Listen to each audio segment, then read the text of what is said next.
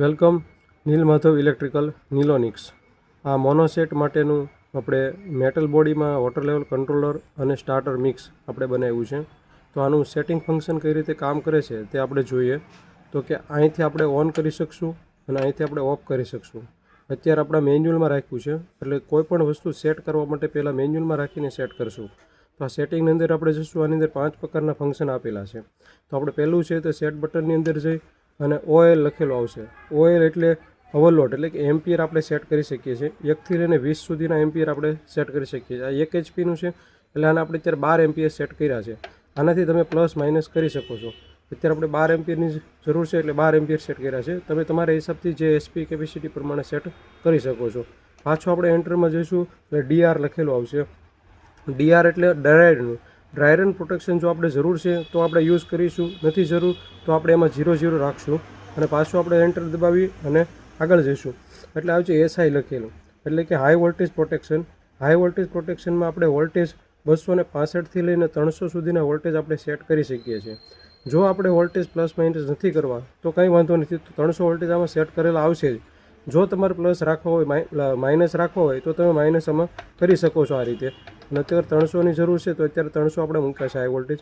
પછી આવશે LU, એટલે કે લો વોલ્ટેજ.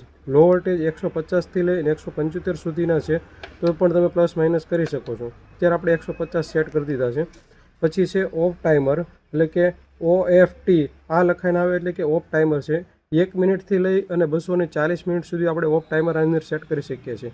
જો તમારે વોટર લેવલની સાથે સાથે ટાઈમર પણ સેટ કરવું છે કે ભાઈ એટલી મિનિટ પછી મારી મોટર બંધ થઈ જવી પડે, તો તમે જેટલી મિનિટ આમાં નાખશો એટલી મિનિટ પછી ઓટોમેટિક એ ટાઈમરમાં બંધ થઈ જશે. વોટર લેવલ તો હોટલનું કામ કરવું હોય તો વોટર લેવલમાં પણ કરાવી શકો અને ટાઈમરથી પણ કરાવી શકો.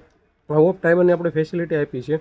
અને જો આ યુઝ ન કરવું હોય, ખાલી આ વોટર લેવલથી કામ કરાવવું છે તમારે, તો તમે આને 0 રાખી અને આવી રીતના 2 વાર સેટ બટન દબાવી અને બહાર નીકળી જશો એટલે રનિંગ ડિસ્પ્લે આવી જશે, રનિંગ વોલ્ટેજ બતાવશે આપણને.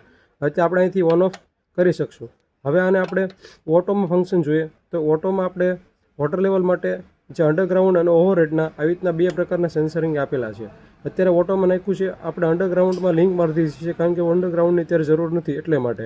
જો તમારે 2 ટાંકામાં સેન્સરની જરૂર હોય તો બંને બાજુ તમે સેન્સર નાખી શકો. અત્યારે જરૂર નથી એટલે એક બાજુ અમે સેન્સર નાખ્યા છે અને આ અંડરગ્રાઉન્ડમાં લિંક મારી છે. જો આને આપણે OLમાં ટચ કરીશું એટલે OL એટલે કે વચ્ચેનો ટાંકો છે. ટાંકામાં વચ્ચેનું સેન્સર છે. આ આવશે એટલે ટાંકો અડધો ભરાણો છે અને પછી તમે આ સેન્સરને ટચ કરાવશો એટલે ટાંકો ભરાઈ જશે, એટલે મોટર બંધ થઈ જશે. આ છે આપણું water level controller. Thank you.